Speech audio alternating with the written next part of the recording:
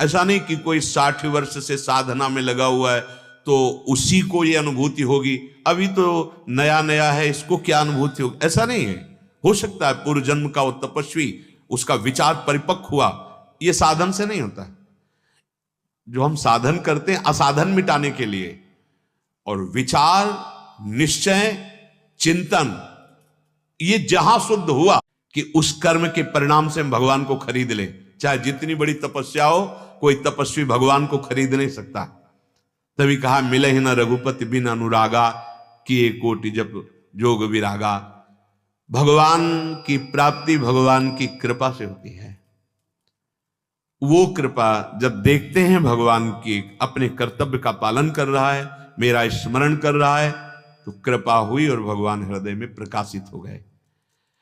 एकमात्र प्रभु का संबंध ये बैठा लिया जाए तो बहुत बड़ी यात्रा जो दूरी की है वो नहीं करनी, पर ये प्रियता, ये मेरी पत्नी, ये मेरा मित्र, ये मेरा पुत्र, ये मेरे और ये मेरे नहीं। अब ये बात तुम्हारी नहीं बनेगी, बिगाड़ दी। पत्नी में गोविंद, पुत्र में गोविंद, माता पिता में गोविंद, जिससे हम व्यवहार कर रहे हैं उसमें गोविंद को देख रहे हैं, प्रभु को देख रहे हैं, अपने स्वामी को देख रहे हैं। बहुत जल्दी लाभ मिल जाएगा, बहुत जल्दी। आप भावना तो करो, सर्वान वस्तुतया निरीक्ष, यहीं से प्रारंभ होता है।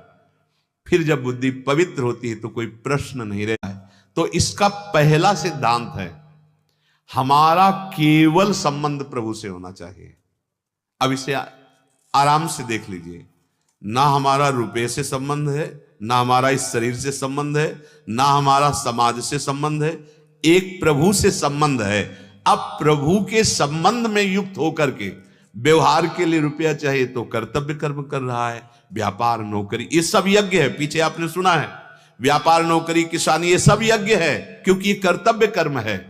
जो धन आया परिवार की सेवा ये सब यज्ञ है। अब बढ़िया बात बन गई, एकमात्र प्रभु से संबंध स्वीकृत करके फिर व्यवहार में जो हो रहा है वो सब प्रभु को अर्पित।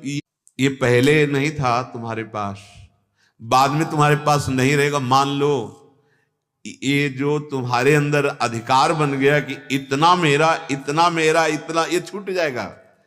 इससे भगवत प्राप्ति कर लो। कैसे? हम ये नहीं कह रहे कि आप जाकर किसी को दान दे दो, नहीं। प्राप्त जो तुम्हारी सेवा है उसमें आप चूक मत करो।